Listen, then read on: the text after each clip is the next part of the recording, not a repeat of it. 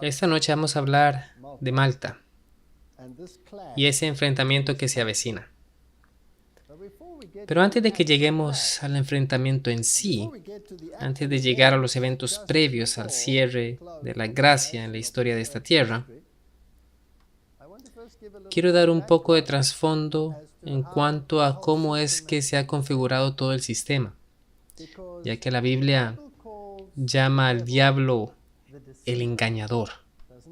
¿No es así? De modo que el engaño es su juego y tiene mucha experiencia en eso y es muy bueno en eso. Y ha aprendido un par de trucos en el tiempo que ha pasado. Entonces sabemos que el papado tiene una milicia, un ejército, y son dirigidos como un ejército en realidad, pero no tienen el equipamiento. Ellos usan las armas y el equipamiento de las naciones para lograr lo que quieren, pero para hacerlo necesitan controlar las naciones. De lo contrario, ¿quién haría lo que ellos quieren? ¿No es así? Entonces veamos cómo operan esas órdenes militares, y los dos que son particularmente prominentes son los Caballeros de Malta, la cual es la orden militar más antigua de la Iglesia Católica. Existe desde antes de las cruzadas. Y luego los jesuitas, quienes se volvieron especialistas en supervisar las operaciones. Y ellos recibieron sus órdenes de marcha cuando la crisis que enfrentó la Iglesia de Roma estuvo en el punto más alto de su historia. Y si vamos a Roma y vamos a la iglesia de Jesús, que es la iglesia de los jesuitas, es un edificio magnífico. Si miran el frente, hay dos estatuas allí.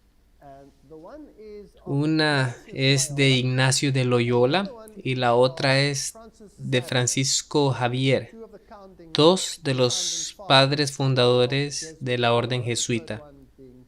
El otro es Pierre Fabre, de modo que las naciones estaban bien representadas. Y aquí Ignacio está parado sobre una mujer, aplastándola bajo sus pies.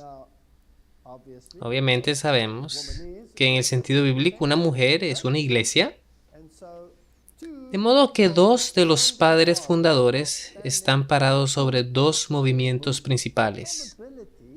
La probabilidad de que representen a los luteranos y a los calvinistas es bastante alta.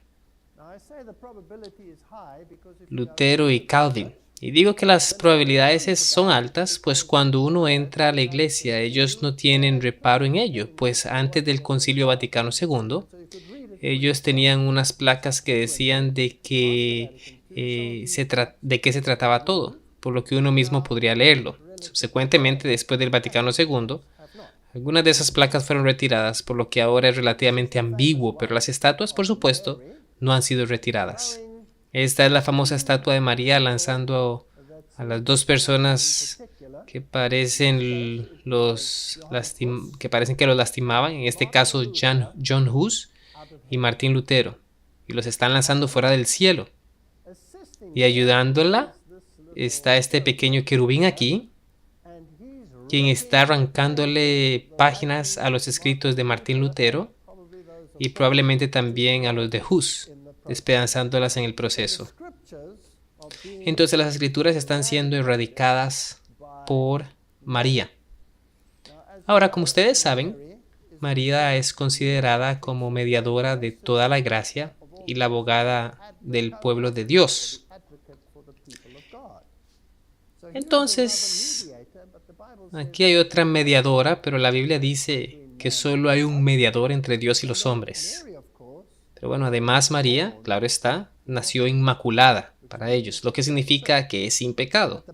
Pero la Biblia dice que ella nació bajo la ley, como cualquier otra mujer, que ella estaba bajo la condenación de la ley. Si ella estaba en este estado inmaculado, entonces quiere decir que Jesús no descendió totalmente. Y también niega, por supuesto, el plan de salvación. Pues si Dios podía declarar a una persona como inmaculada, sin necesitar la sangre expiatoria, entonces podría hacerlo por todos. Entonces, en la teología católica, la expiación, el derramamiento de sangre, no era algo necesario para la salvación. La expiación no es esencial. Fueron las buenas obras de Cristo las que contribuyeron a la expiación. Pero a esas buenas obras le pueden ser añadidas las buenas obras de los santos. Por supuesto, las de María también. Entonces es una cesta de buenas obras de las que la Iglesia Católica puede sacar. De modo que esta teología niega a Jesucristo en el sentido de haber muerto por nosotros. Niega la expiación. Es un asunto muy serio.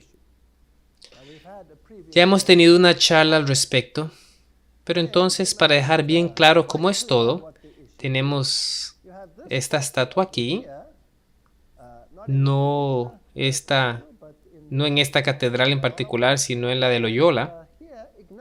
Aquí Ignacio está parado sobre Martín Lutero, y Lutero tiene las escrituras en sus manos, pero están cerradas.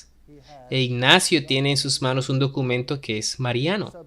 Entonces, por el poder de María, erradicará a Martín Lutero o a la Reforma Protestante, y particularmente a las Escrituras.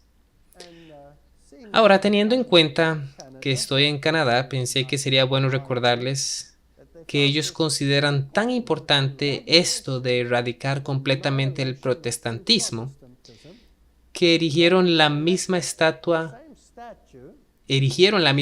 aquí en Quebec, como recordatorio a la nación protestante de Canadá, que esté en clave, que esté en el centro de todo. Está dirigido por la filosofía que eventualmente erradicará el protestantismo. Y creo que podemos ver claramente en el mundo la manera brillante en la que han desarrollado su estrategia. Ahora, tenemos que saber con qué estamos lidiando, porque esto no es una denominación cristiana contra otra. Estamos hablando de dos ideologías diametralmente opuestas. Y tenemos que regresar al gnosticismo. El gnosticismo eleva al hombre al nivel de la deidad y niega la necesidad de la salvación en la deidad máxima, que es Jesucristo. Entonces es una religión humanista. Ahora, si uno va a la biblioteca gnóstica, encuentra que la tradición hermética representa un linaje de gnosticismo helenístico no cristiano. Esto viene de la fuente principal para que entendamos de dónde viene todo esto. Esto es filosofía griega. La tradición en sus escritos datan de al menos el primer siglo antes de la era común, que antaño se conocía como antes de Cristo. Y los textos que poseemos fueron todos escritos antes del segundo siglo de la era común. Los escritos que sobrevivieron de la tradición, conocidos como Corpus Hermeticum, el cuerpo hermenéutico de escritos, se perdieron ante el latín del occidente después de la Edad Clásica, pero sobrevivieron en bibliotecas bizantinas orientales. Su descubrimiento y traducción al latín durante finales del siglo XV por la corte renacentista italiana de Cosmico de Medici proveyó una fuerza influyente en el desarrollo del pensamiento y la cultura renacentista. Entonces, esto es directamente de la fuente y de ahí lo sacamos. ¿Y cómo llegó a tomar posesión del Vaticano? ¿Cómo fue que llegó a la posesión del Vaticano? Esa es la pregunta, pero bueno, la clave está en Cosimo de Medici. Ahí vemos a los Medicis, una familia medieval muy prominente. Eran los reyes y reinas. De sus flancos salieron linajes también papales. Esta era la familia Medici, una familia fascinante.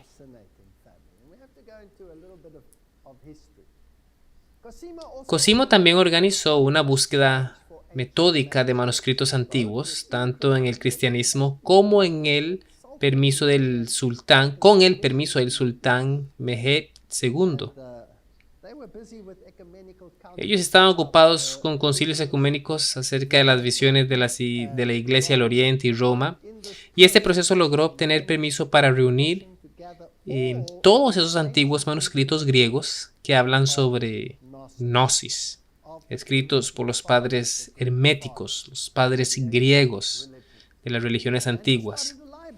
Y él fundó una biblioteca donde reunió todos los manuscritos sobre ocultismo.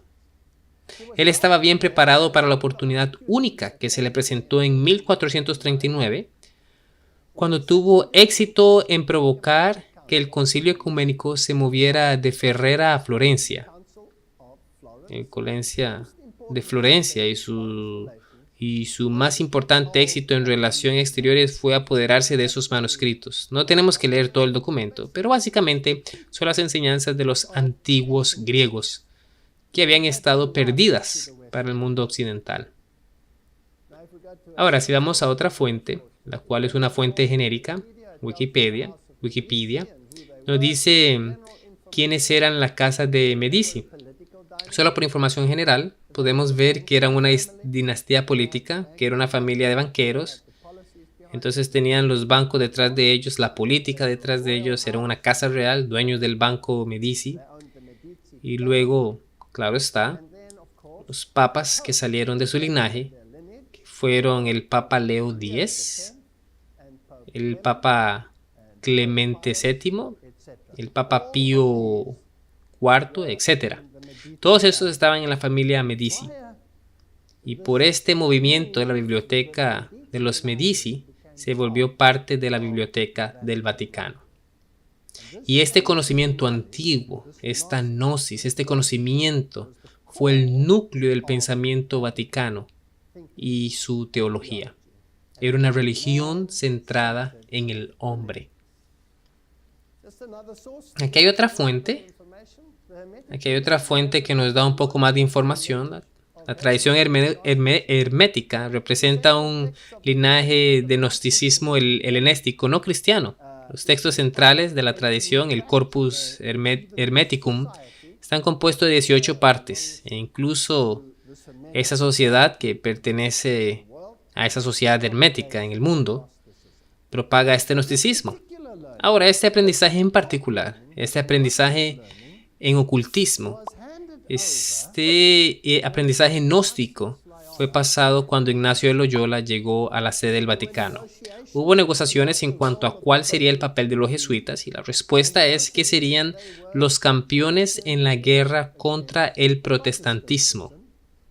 E introdujo un conjunto diferente de aprendizajes al mundo en competencia con aquel propagado por el protestantismo. Entonces aquí tenemos dos ideologías. El campeón de esta ideología iba a ser la Sociedad de Jesús, los jesuitas.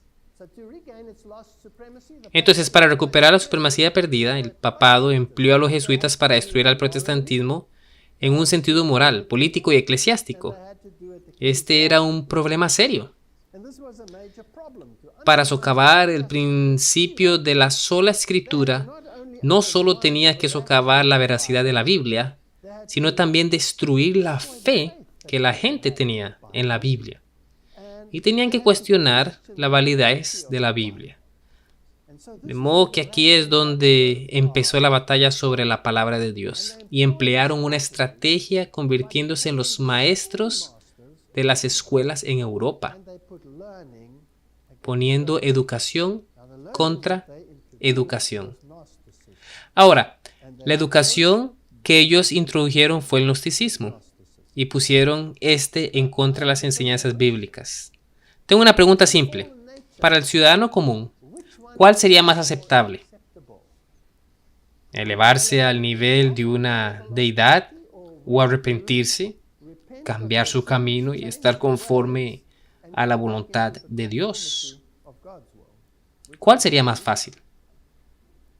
Ciertamente los jesuitas tenían una ventaja con respecto a eso, ¿no es así? Entonces, ¿cómo fue que procedieron en todo eso? Otro Medici, el primer primo de Leo X, Giulio di Medici. Giulio tomó por nombre papal Clemente el VII, así como la corrupción de Leo X hizo encender a Lutero.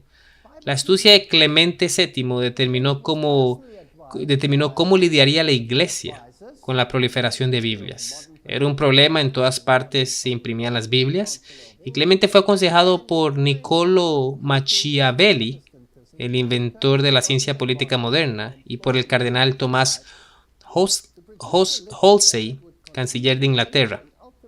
Ellos opinaron que tanto la imprenta como el protestantismo podían ser puestos a favor de Roma empleando un tipo movible para producir literatura que confundiría, reduciría y finalmente marginaría a la Biblia.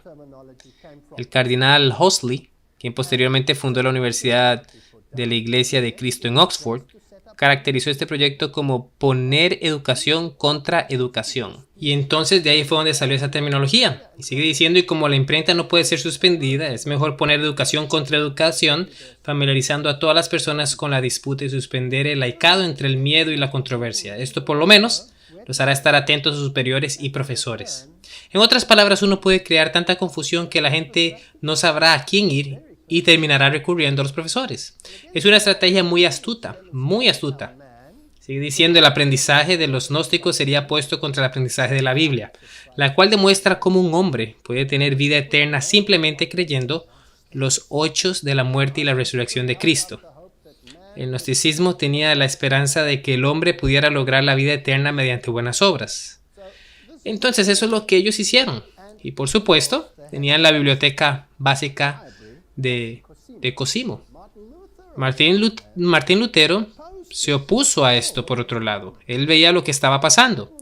Martín Lutero, viendo que educación contra educación era el futuro del cristianismo, vociferó una apelación a las élites en 1520, en la cual escribió un tanto proféticamente: aunque nuestros hijos viven en un mundo cristiano, ellos desfallecen y perecen en la miseria, pues les hace falta el evangelio en el que debiéramos entrenarlos y ejercitarlos todo el tiempo.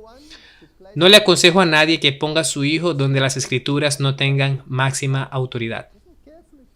Escuchen cuidadosamente esas palabras. Las escuelas se convertirán en puertas abiertas al infierno si no graban fielmente las sagradas escrituras en los corazones de los jóvenes. Toda institución donde los hombres no estén cada vez más ocupados con la palabra de Dios está condenada a volverse corrupta. Pensar que todas las universidades empezaron como instituciones religiosas y hoy están todas corruptas cuando se refiere a enseñar la verdad. Todas ellas enseñan la evolución. La palabra de Dios es marginalizada, sino malignizada. Era inevitable que el Concilio de Trenton estableciera a los jesuitas como maestros de las escuelas de Europa. En varios países en Europa se iniciaron esas escuelas, como en Portugal y Europa, y eventualmente tenían una red de aprendizaje contra aprendizaje. Y esta red se expandería a 669 instituciones, 176 seminarios, 61 casas de estudio y 24 universidades para el año de 1749. Ya fuera parcial o totalmente bajo el control de los jesuitas. Entonces los jesuitas se convirtieron en los maestros de las escuelas en Europa, donde el drama y la actuación y el gnosticismo se convirtieron en la norma. En Inglaterra no tuvieron poder, pues era un país protestante y les fue prohibido ejercer cualquier derecho en ese país. De modo que usaron sus espías, por así decirlo, y uno de ellos fue, por supuesto, William Shakespeare. Ser o no ser, esa es la cuestión. Y luego empieza a divagar en Hamlet de si es más noble para la mente sufrir las ondas y flechas de la terrible fortuna o tomar las armas contra contra el mar de problemas y luego habla acerca de la muerte en sueño y de las conmociones naturales de esta vida y del sueño pacífico y la nueva existencia que viene en la muerte. Pues los sueños que pueden venir en ese sueño de la muerte se dan cuenta de cómo se implementan los pensamientos en otras mentes, de modo que las filosofías son introducidas en forma dramática, quedándose en la mente mucho más fácil que la verdad. Y esa era la manera en la que operaban. Ahora, si nos venimos a tiempos más cercanos a los nuestros, leemos una declaración muy parecida en el espíritu de profecía, o lo que Martín Lutero dijo. La infidelidad está incrementándose en nuestra tierra. Nuestros jóvenes son enviados a las instituciones educativas, donde son llevados a asociarse con aquellos que tienen pensamientos escépticos, pues incluso los jóvenes bien educados alardean de no creer en la palabra de Dios. ¿Quién será tenido responsable por este estado de las cosas? ¿No son responsables aquellos quienes desde el escritorio sagrado han desestimado las afirmaciones de la ley de Dios? ¿No son responsables aquellos quienes apartan a los hombres del camino de la verdad, llamando a la ley de Dios un yugo de servidumbre, etcétera? Es un sentimiento muy similar, ¿no creen? En otro dice, si la moral y la religión van a estar juntas en una escuela, deben ser a través de un conocimiento de la palabra de Dios. Pues puede que algunos clamen que si la enseñanza religiosa se hace prominente, nuestras escuelas no serán populares, que aquellos que no son de nuestra fe no patrocinarán la escuela. Muy bien, entonces que vayan a otras escuelas. Poderoso, ¿no? Nuestras escuelas no son establecidas solo para enseñar ciencias, sino con el propósito de dar instrucción en los grandes principios de la palabra de Dios y en los deberes prácticos de la vida diaria. La siguiente declaración realmente me impresiona. Esta es la tan necesaria educación en el tiempo presente. Si una influencia mundana va a tener efecto en nuestra escuela, entonces que se vea vendida a los mundanos y que tengan el control completo de ella. Y que aquellos que han invertido, que funden otra. Entonces la palabra de Dios debe ser absoluta, pues estamos en guerra. Y todas las grandes instituciones y universidades del mundo están siguiendo el principio gnóstico, no el bíblico. Sitios donde la palabra de Dios es ridiculizada y marginizada. Eso es gnosticismo. Ahora, ¿cómo lograron plantar esto a nivel mundial? ¿Cómo lograron hacerlo incluso en los rangos protestantes? ¿Y cómo consiguieron el control de naciones que se hacen llamar protestantes sin que nadie sepa cómo? Se necesita una mente brillante para hacer algo así, ¿no lo creen? Se necesita una brillantez sobrenatural para lograr algo así. Ahora, el general, justo antes de la herida mortal que recibió Roma al perder su poder político en 1798, y el periodo justo después fue el general Ricky. Y el mundo protestante estaba prevenido por todos los grandes líderes protestantes. Cuidado con esos sistemas. Martín Lutero había hablado fuertemente. Y naciones se habían formado ya fuera en los principios del catolicismo o del protestantismo. Las naciones protestantes ya estaban algo enclenques, pues ya estaban mandando a sus mejores hijos o a los hijos de la élite a las escuelas jesuitas, ya que tenían tan buen nombre y tan buena reputación y una imagen escolástica tan buena, pero la palabra de Dios estaba ausente.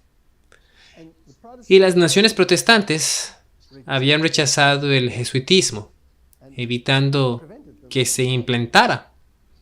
Entonces, ¿cómo podemos engañar al mundo protestante? Bien, la guerra del general Ricky. En la 19ª Congregación General, Ricky fue elegido general superior.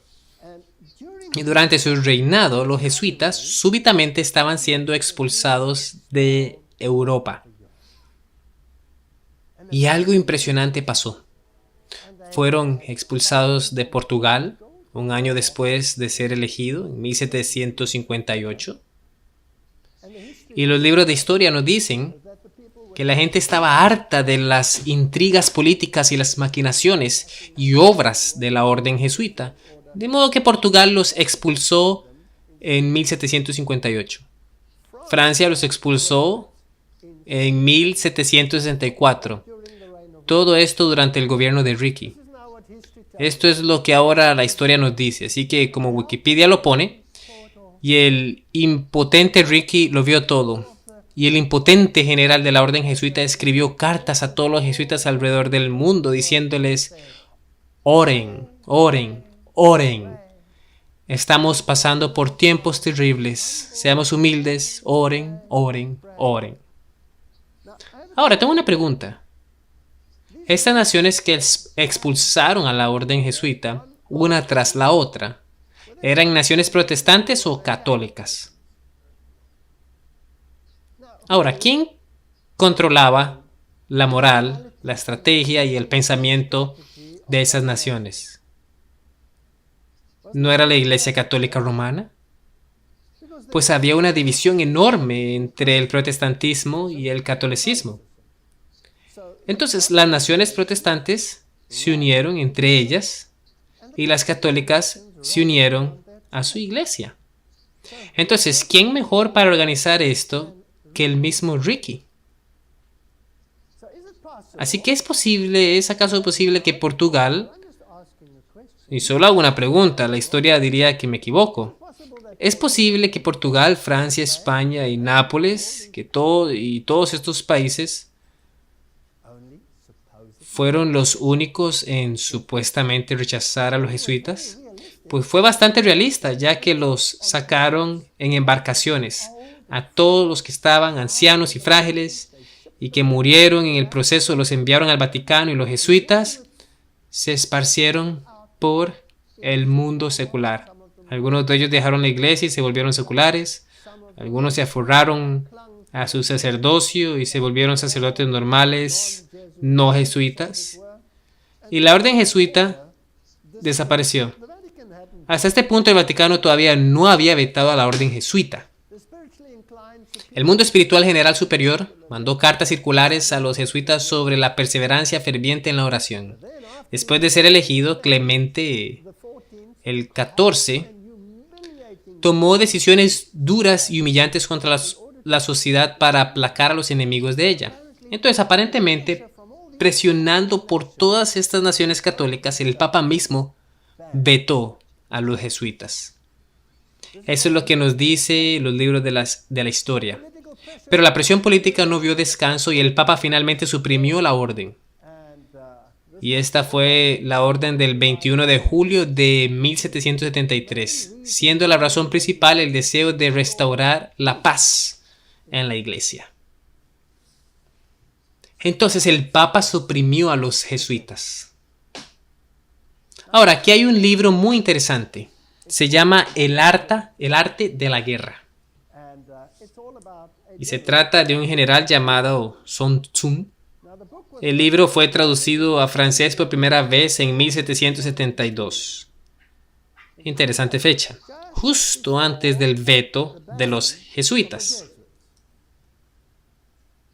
Y fue traducido por el jesuita francés Jean-Joseph Marie Amiot, astrónomo para el emperador de China. Y una traducción parcial al inglés fue intentada en 1905. Así que tenemos este libro que fue traducido al francés y contaba la historia de este general del ejército chino de hace más de 800 años. Aparentemente la traducción de un general legendario, quien probablemente es ficticio y nunca existió, pero del que, de igual modo, se habla en muchos círculos. Y este libro es, de hecho, de lectura obligatoria para generales militares y en las escuelas militares, incluso de Estados Unidos. Por lo que debe ser bastante importante si es lectura obligatoria. Así que debemos entenderlo. Ahora, la historia se trata de un general llamado Sun Tzu, quien era general del ejército del rey Helu, también conocido como el rey Wu. Y el país era conocido como Wu. Y es interesante que este hombre, claro, hablaba mandarín fluido, pues era el astrónomo del emperador chino. Si vamos a Japón, hay una enorme estatua del general Sun Tsun, mostrándose que es una figura legendaria prominente. Ahora, en la página 490 de su libro, Los Jesuitas, Malaquías Martin implica que si un jesuita escribe un libro, es el general mismo de los jesuitas, en esencia, quien lo aprueba en vista del voto de obediencia. Un jesuita solo saca un libro que representa la perspectiva del general. Pero un jesuita también puede sacar un libro que no solo sea la perspectiva del general, sino los escritos del general en sí. ¿Están conmigo? Entonces, este personaje ficticio puede nunca haber existido y debe ser una alegoría que nos dice algo. Ahora, las estrategas o los estrategas más brillantes le describen a uno una estrategia.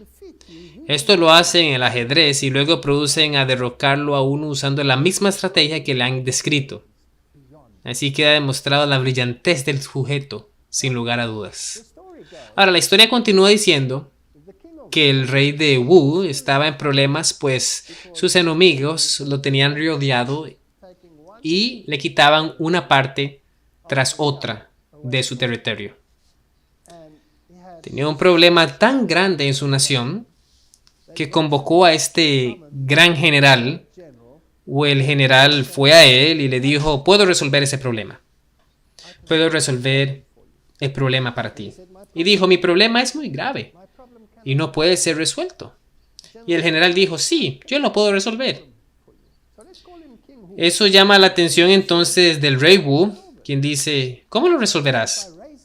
A lo que él contesta construyendo un ejército invencible que sea tan organizado, tan preciso, tan obediente, incluso obediente hasta la muerte, que hará todo lo que le ordene.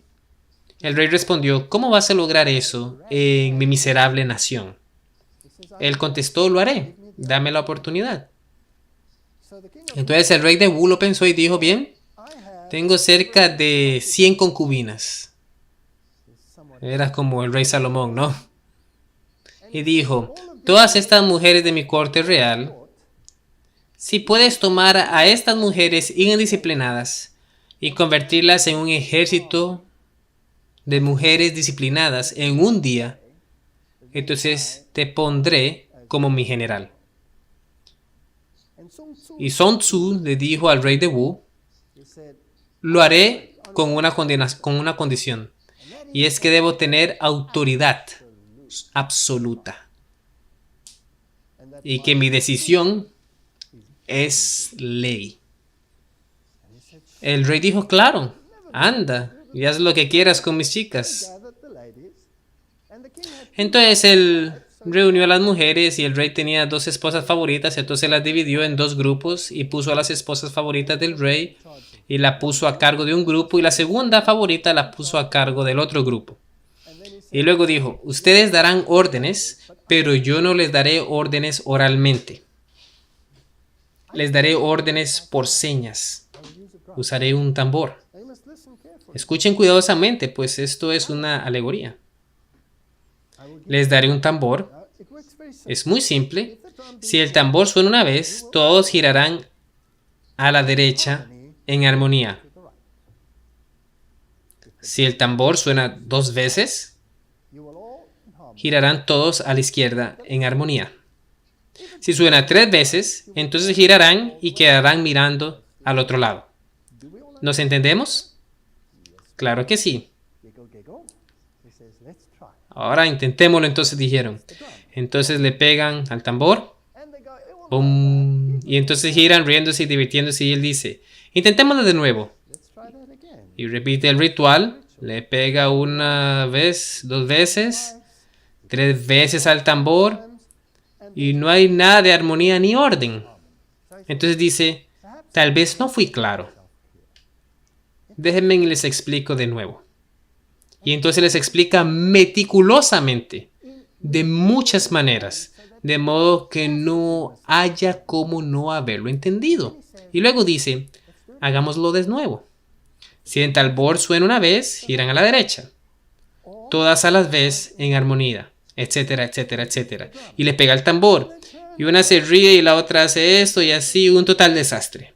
Eventualmente dice, creo que no fui claro. Déjenme explicarles amablemente de nuevo.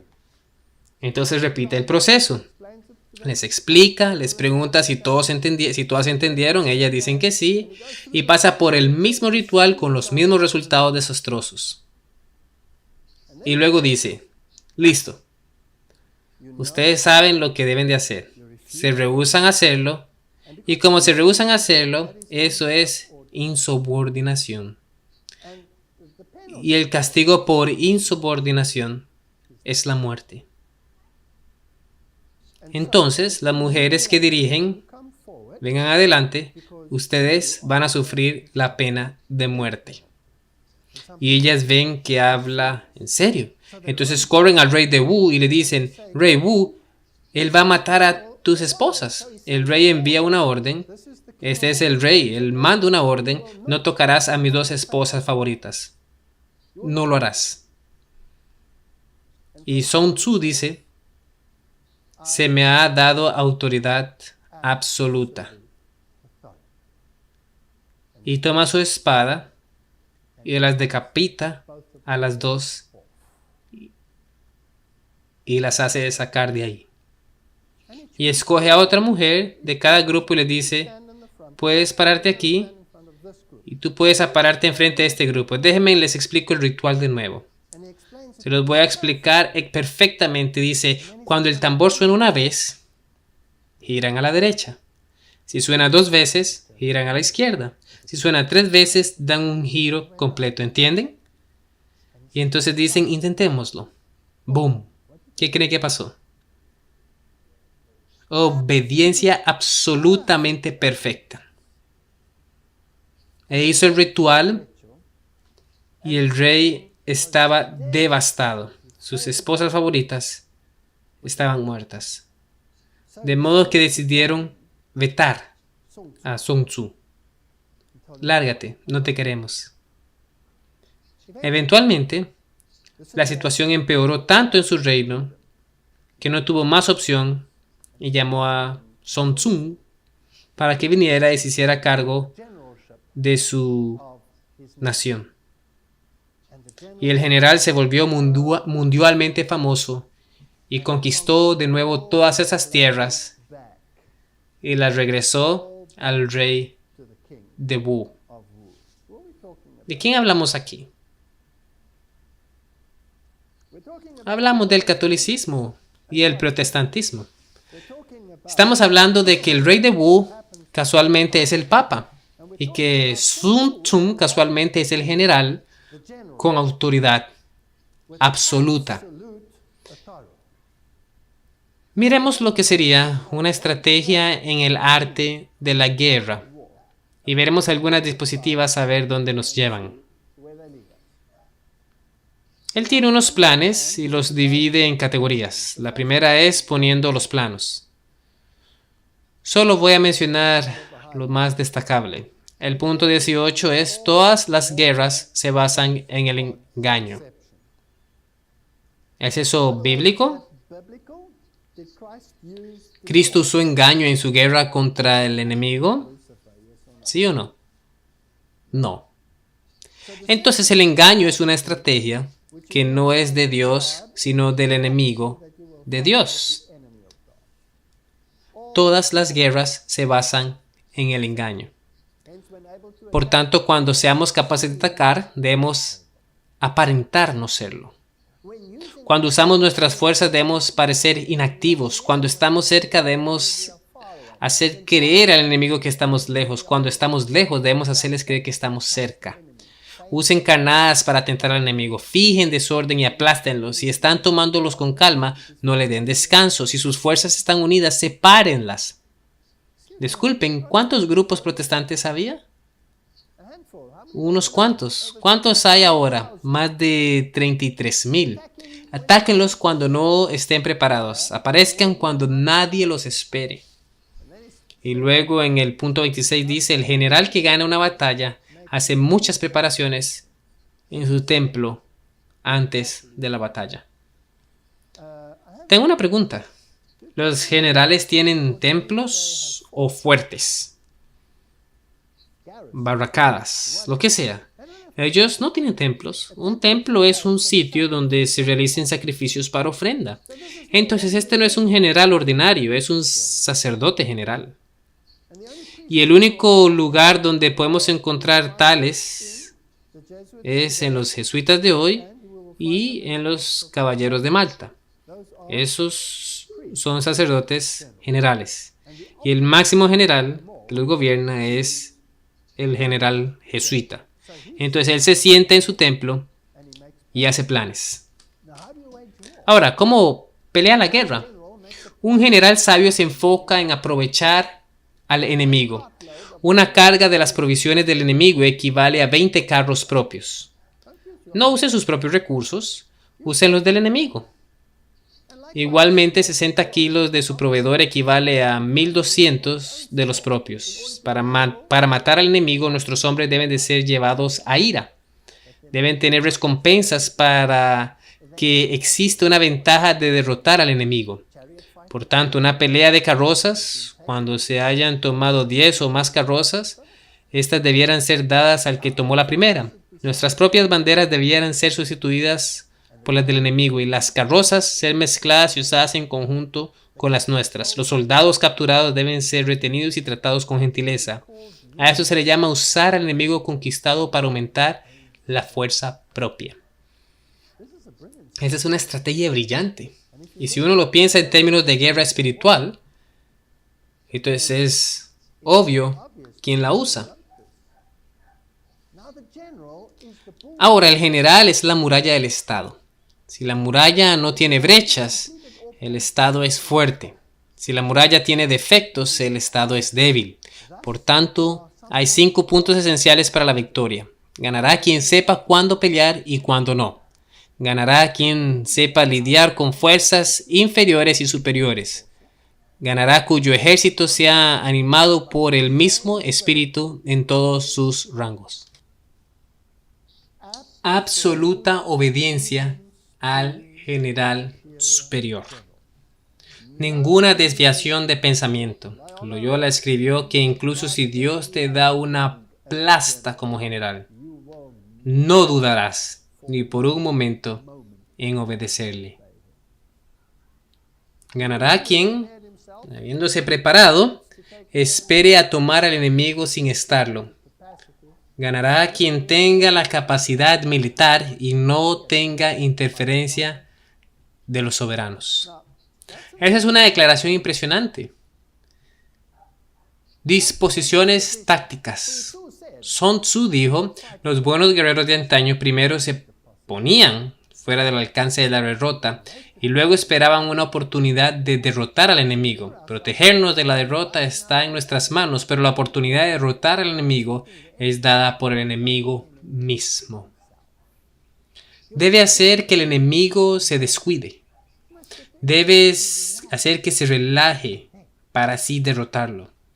Sus victorias no le traen reputación de ser sabio ni de ser valiente. ¡Qué declaración! Pues cuando un general importante consigue una victoria, todo el mundo se entera. Rommel fue famoso en Alemania. Montgomery fue famoso en Inglaterra. Generales que ganaron fueron famosos.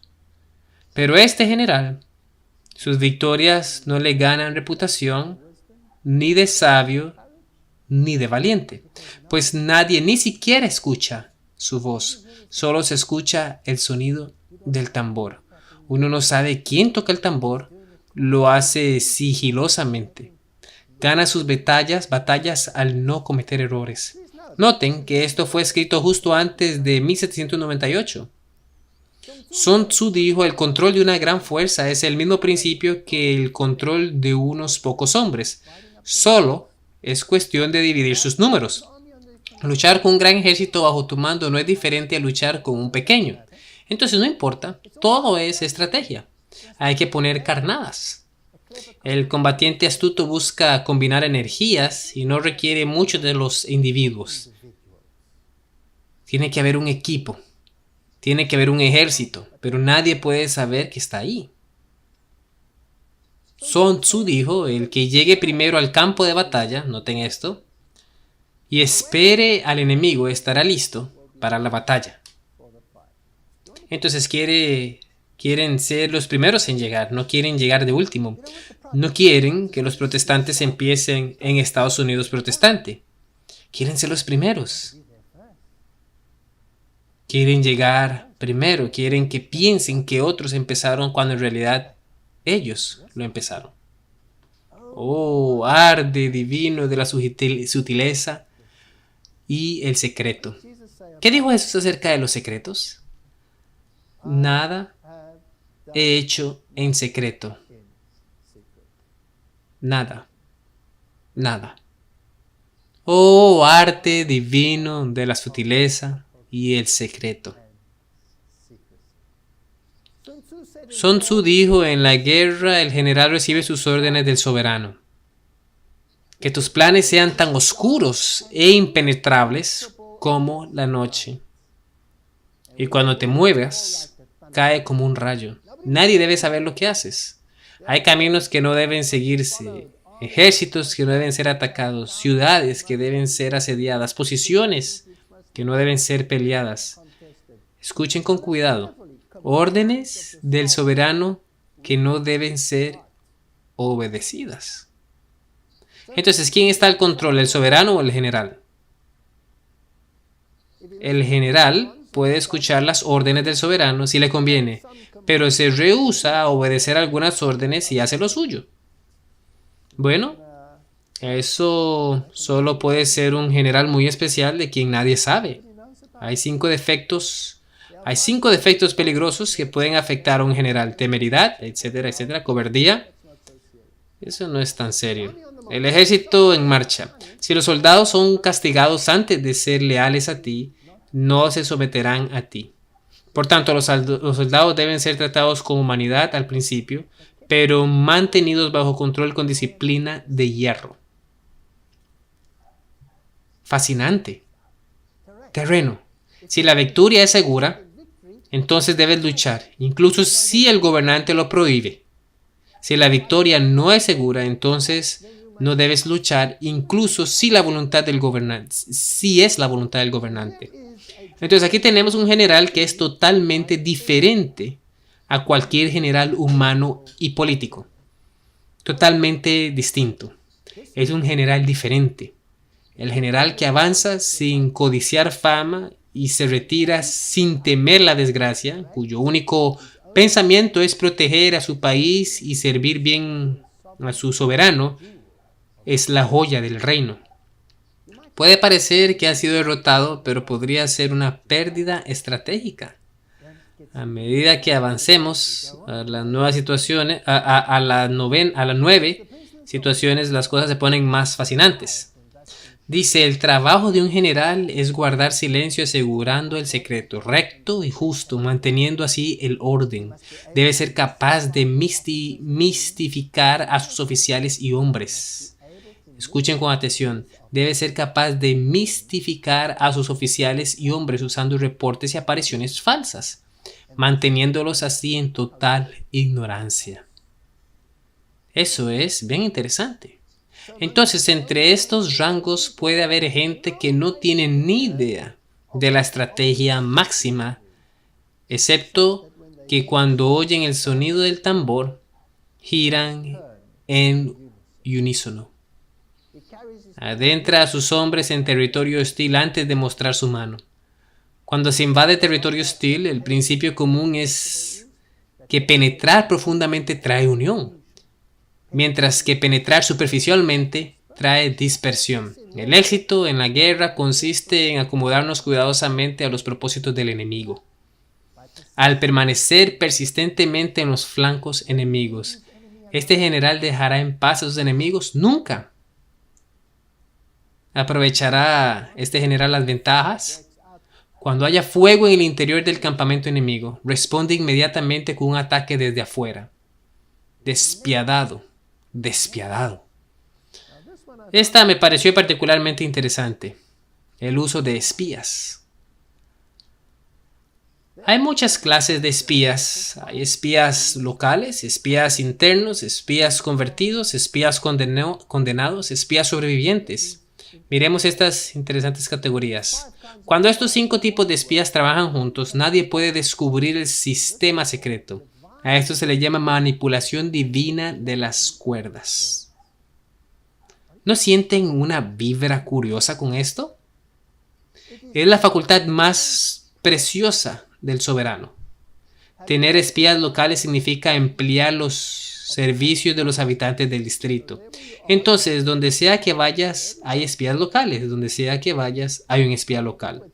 Tener espías internos, haciendo uso de los oficiales del enemigo. Espías convertidos, capturar espías enemigos y usarlos para nuestros propósitos. Luego hay espías condenados, los cuales hacen ciertas cosas abiertamente para engañar, permitiendo que nuestros espías sepan de eso y los reporten al enemigo. ¿Pueden creerlo? ¿Que sacrificas a tu propia gente por la victoria? Entonces a uno de los tuyos se le da una posición o un trabajo que hacer que es diamétricamente opuesto a lo que el gobernador o la gente dice en esa área. Haces que tu propia gente lo exponga ante el gobierno y así ganas la apreciación del gobierno, incluso si significa la muerte de ese espía. Luego tenemos los espías sobrevivientes, que son finalmente los que llevan noticias del campamento enemigo. Por tanto, de todo el ejército no debiera tenerse una relación más íntima que con los espías. Ningún otro debiera ser recompensado más liberalmente. En ningún otro negocio debiera guardarse mayor secreto. Fascinante. Los espías enemigos que han venido a espiarnos deben ser encontrados, tentados con sobornos, aislados y alojados cómodamente. Así se convertirán en espías convertidos quienes estarán disponibles a nuestras órdenes. Así es como el general jesuita piensa y opera. No podemos entender sus maquinaciones y nunca podemos descifrar el ministerio si no tenemos las profecías como respaldo. Jamás podremos descifrar el misterio. Por eso hay tanta confusión. ¿Quién es el enemigo? Nadie sabe ni siquiera si hay un enemigo. Es a través de la información traída por el espía convertido que somos capaces de adquirir y emplear espías locales e internos. Es debido a esa información, nuevamente, que podemos hacer que el espía condenado lleve noticias falsas al enemigo. Finalmente, es por su información que el espía sobreviviente puede ser usado en los momentos designados. Entonces, los espías están en todas partes. Entonces, el nombre del juego es Engaño, Engaño, Engaño. Este libro fue publicado cuando el general Ricky estaba al mando. Entonces, él entendió. Probablemente él lo escribió en realidad. Ahora, la historia nos dice que este pobre general fue rechazado y su sociedad fue rechazada en el mundo católico. Eventualmente fue vetado por el Papa y puesto en prisión. Una prisión muy lujosa, una iglesia enorme al lado del Vaticano, con un túnel bajo tierra conectado al Vaticano hasta el día de hoy. Si la sociedad de Jesús pudiera conquistar, aunque se creyera muerta, ¿no podría su general superior hacer lo mismo? Cuando Lorenzo Ricky murió en su celda en el castillo de San Angelo, en noviembre 24 de 1775, ¿qué pasaría si su muerte no fuera más física que la supuesta disolución de su ejército? Se sabe de místicos menores que Ricky, quienes han secretamente comandado a los rosicrucianos, que han muerto y luego resucitado en el momento oportuno. Entonces aquí está el general de los jesuitas. Lo ponen en la cárcel justo antes de 1798. La Biblia me dice que la bestia del mar parecía tener una herida de muerte. No decía que tenía una herida de muerte. La Biblia dice que una de las cabezas parecía tener una herida de muerte. ¿Qué si esa herida de muerte fuera una estrategia por el mayor general de ese tiempo? La mente brillante del general Ricky. Ahora vamos a Estados Unidos en este tiempo en particular, cuando el general estaba supuestamente encerrado para luego morir. Durante el otoño de 1775, el Congreso autorizó un comité conformado por Benjamin Franklin, Thomas Lynch. Ahora, por favor, noten el problema. La Iglesia Católica y los jesuitas no son bienvenidos en las naciones protestantes. Aquí tenemos una nueva nación surgiendo. Es una colonia de Inglaterra, donde los jesuitas están vetados. Y en esta nueva tierra inician una organización donde habría libertad de religión, la tierra libre. Por eso requiere una constitución en particular. Ahora, la libertad de religión también significa, naturalmente, que los jesuitas no pueden ser vetados bajo tal constitución. ¿Están conmigo? Es una constitución muy astuta.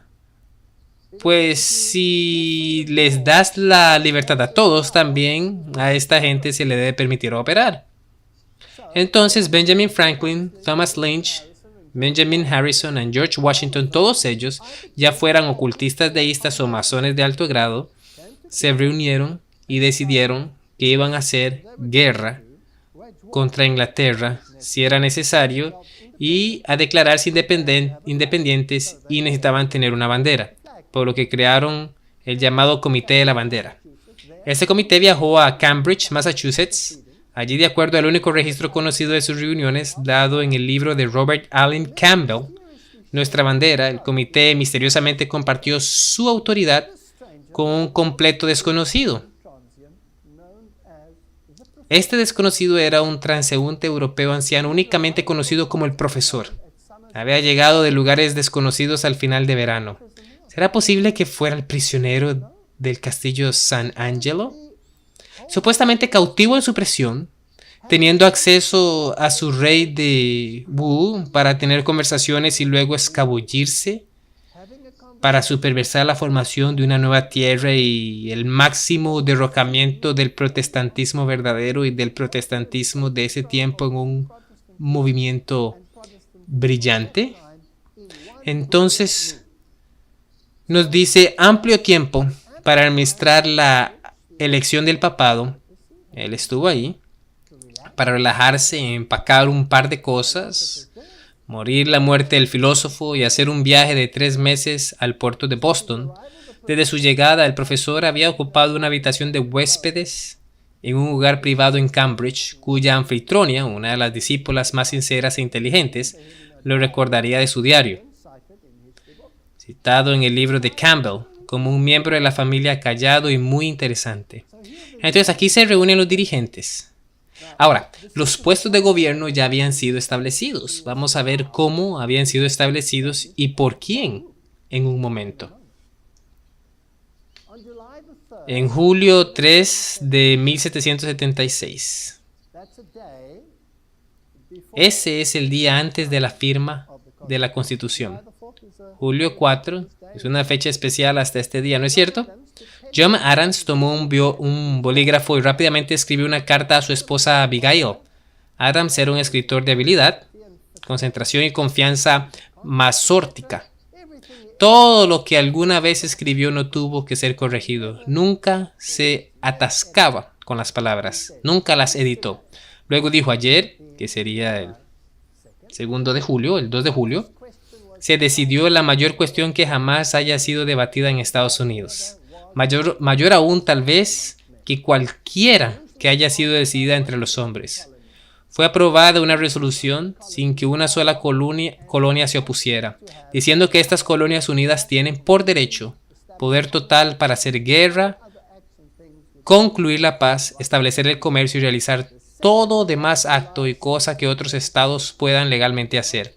El segundo día de julio de 1776 será hecho más memorable en la historia de Estados Unidos. Nadie celebra el 2 de julio, todos celebran el 4. Ahora, Manly Palmer Hall es un historiador masón muy prominente y sus libros son muy conocidos en la masonería. Él escribe una historia interesante, y cito: era un momento serio, y no pocos de los presentes temían que sus vidas fueran el pago por su audacia. En medio del debate sonó una fiera voz. Los debatientes se detuvieron y voltearon a mirar al desconocido. ¿Quién era este hombre que había aparecido súbitamente en medio de ellos y los había paralizado con su oratoria? Nunca lo habían visto antes. Ninguno sabía cuándo había entrado, pero su gran estatura y rostro pálido los llenó de asombro. Su voz resonaba con un santo celo. El desconocido los turbó hasta el alma. Sus últimas palabras retumbaron por el edificio. Dios ha querido que Estados Unidos sea libre. Un entusiasmado salvaje estalló al tiempo que el hombre se hundía exhausto en una silla. Nombre tras nombre fue puesto en la Declaración de Independencia.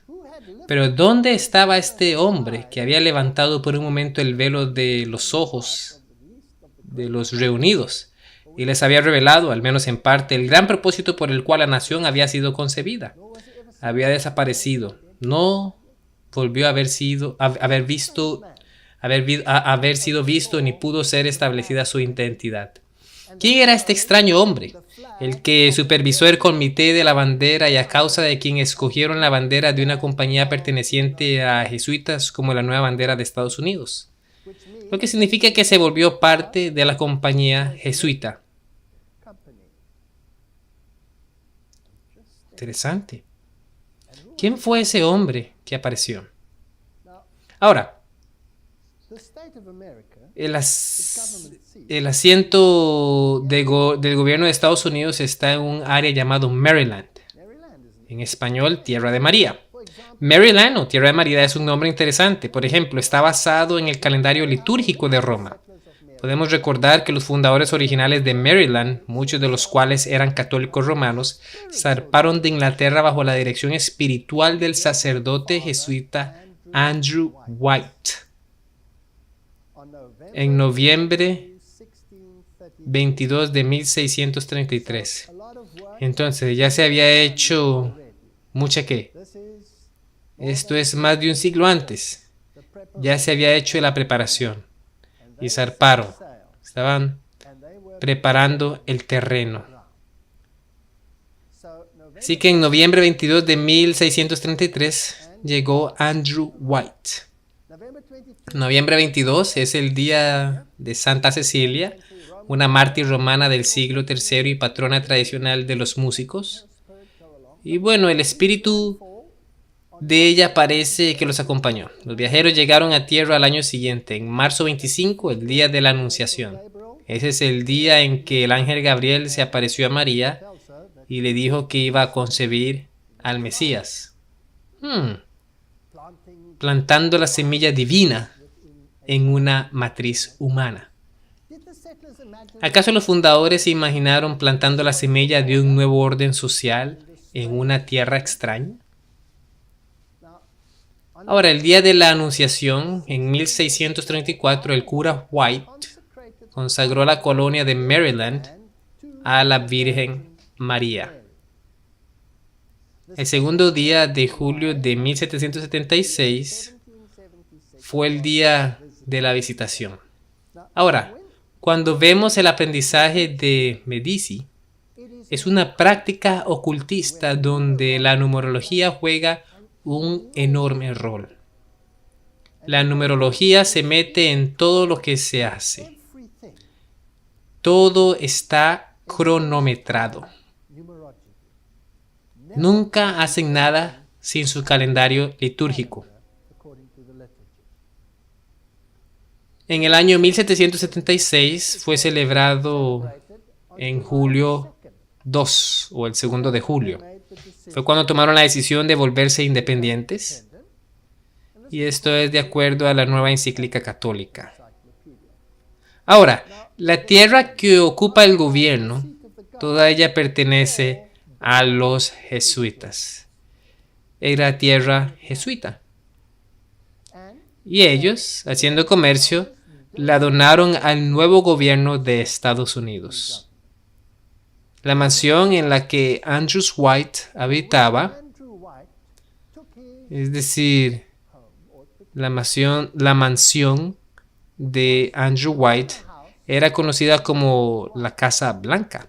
White es blanco en inglés. Hoy día todos creen que se llama la Casa Blanca porque está pintada de blanco. No se llama así por estar pintada de blanco. Era la casa de Andrew White. Y ese nombre, Andrew White, es incluso parte importante de la Kabbalah. Pues en la Biblia el hermano de Pedro se llamaba ¿cómo? Se llamaba Andrés o Andrew en inglés, Andrés en español. Entonces Pedro estaba en Roma y Andrés o Andrew en la nueva colonia. Y la aguja apunta directamente en dirección a Roma. Y es fascinante cuando nos adentramos en esa historia, aunque no tengo tiempo para todos esos detalles. La base bíblica para el día de la visitación es el sermón en éxtasis de María a Isabel en Lucas 1, 46 a 55. Esta famosa eyaculación conocida como el Magnificat, la primera palabra de la traducción Vulgata en latín que significa magnifica. Magnificat literalmente define la acción social promovida por el Sagrado Corazón en Filadelfia el 2 de julio de 1776. Entonces ahí tenemos la numerología. Ahora, las palabras que Gabriel habló son como siguen. En realidad es la canción de María, ¿no?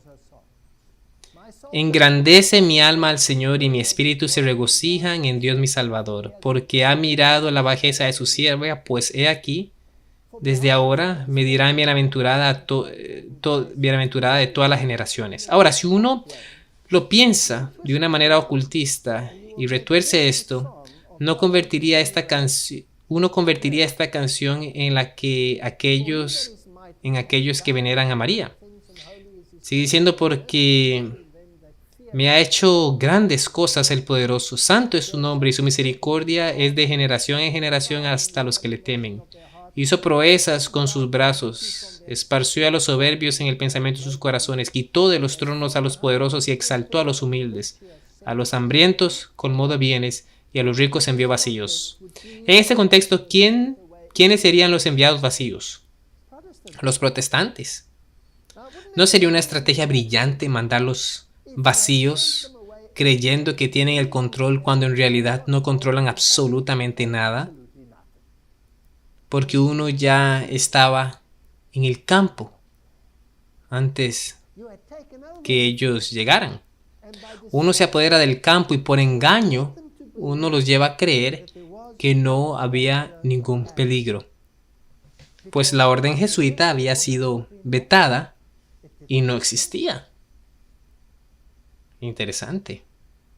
Sigue diciendo, esparció a los soberbios en el pensamiento de sus corazones, quitó de los tronos a los poderosos y exaltó a los humildes. Entonces aquellos que gobiernan, los reyes de Inglaterra y el mundo protestante fueron derrotados sin quisiera saber que habían sido derrotados. Ahora, si miramos algo de numerología, se pone un poco más interesante. El año de la independencia tiene el diseño cabalístico, perfecto de 6 y 7. Estar en 6 y 7 es una expresión ocultista. Hoy día la usan para decir que no sabemos en dónde estamos parados, no sabemos qué hacer, no sabemos qué decidir. Eso es lo que el enemigo quiere destilar. Uno no sabe qué pasa, uno no sabe qué quiere hacer. Si lo miramos Esta es la numerología que se pone en la base del dólar. Es el año 1776, escrito en numerales romanos. Si lo miramos, MDC en numerología es 1600. Entonces hay 1, 6, 0 y 0. Solo contamos el 1 y el 6, lo cual da 7, pero también puede ser el 6. CLX 160, 1 más 6 nuevamente da 7, pero también es 6. Y luego 16, el 16, 1 más 6 nuevamente da 7. Pero no solo es eso, los números también tienen una numerología distinta. Él vería una encapsulación del mismo origen de la sociedad de Jesús, pues MDC oficialmente significa también Milice du Christ, el cual es el nombre oficial de los jesuitas y de los caballeros de Malta. Es la milicia cristiana, el ejército de Roma. Entonces, esa es la designación oficial. Esa es la primera parte, la clasificación oficial de los caballeros templar y de la Sociedad de Jesús. Luego MDC también produce Medici, el apellido familiar de Leo X, el cual era papa cuando hubo la confrontación con Lutero. Fascinante. CLX especifica la era de Ignacio, la cual ha sido llamada por historiadores el siglo de Leo X. Ahí tenemos. Y luego los últimos 3 números son el siglo de Leo el décimo, el siglo XVI. Entonces ahí está todo. Los que realmente controlan y gobiernan los Estados Unidos. Bien. Bien. Quigley nos dijo en la charla pasada que hay un pequeño grupo de élites que gobiernan el mundo y yo soy parte de ese grupo. ¿No dijo eso? Todos los países estaban expulsando a los jesuitas y mandándolos a todas partes. Para 1775 la supresión fue completa y Ricky estaba supuestamente en la cárcel. En agosto 17, esto es lo que nos dicen los libros de historia, en agosto 17 Ricky, el desafortunado general, fue enviado a prisión al castillo San Angelo, que tenía un túnel bajo tierra para poder tener sus reuniones con el Papa. Él languideció por 2 años sin poder siquiera celebrar la misa o recibir visitantes. O al menos eso es lo que dice la historia. Eventualmente murió el 24 de noviembre de 1775, después de 15 años como general. Bien fascinante. Él testificó hasta el fin que la sociedad era inocente. Por orden del Papa Pío VI, noten, por orden del Papa Pío VI, su solemne funeral fue hecho en la iglesia de San Giovanni de Fiorentini. Su cuerpo fue llevado al Gesù, escrito con una G, de acuerdo al latín, unos cientos de metros aparte y fue puesto a descansar en la cripta con los generales que le predecieron. Sin embargo, el encarcelamiento, la muerte y la carta de supresión de Ricky no causaron el fin deseado para la sociedad. La carta solo era válida en los países donde había sido oficialmente promulgada. Entonces ellos no murieron completamente, habían naciones en las que permanecían, pero este general estaba supuestamente muerto y el que lo mandó a enterrar no fue otro más que Pío VI. Ahora, si miramos a Pío VI, ¿qué pasó con él? Él fue el papa que fue capturado por el general de Napoleón y el papado murió y el Vaticano perdió su club político. Esta es una estrategia brillante. ¿Quién puede luchar contra un enemigo muerto? Ya no existe. Parecía tener una herida mortal. Una estrategia bien planeada en las élites para quitar al enemigo haciéndolo invisible y luego detrás del telón, cuando el otro menos lo espera, ese enemigo está ya esperando en el campo y ha tomado el control de lo que ellos creen es el punto fuerte, maestro. Es definitivamente una estrategia brillante.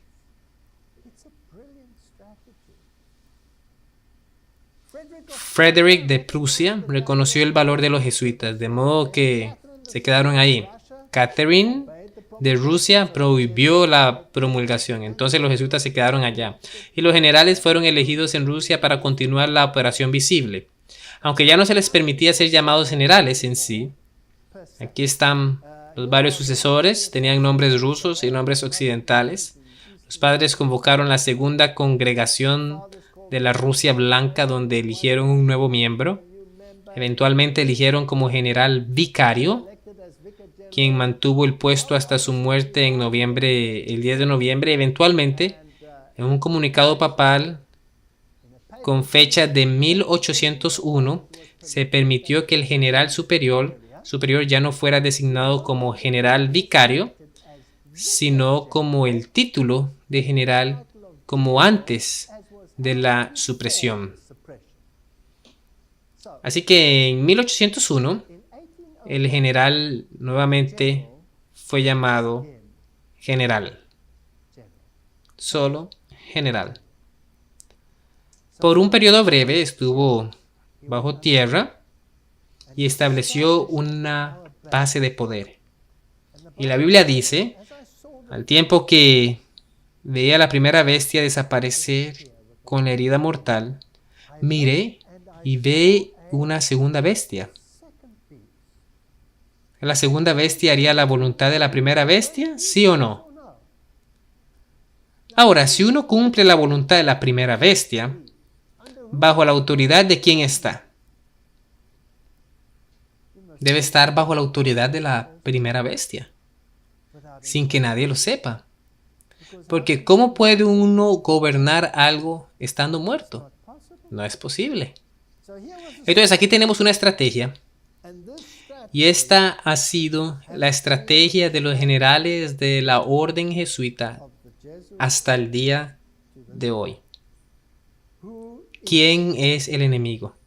¿Y cómo debe ser destruido ese enemigo?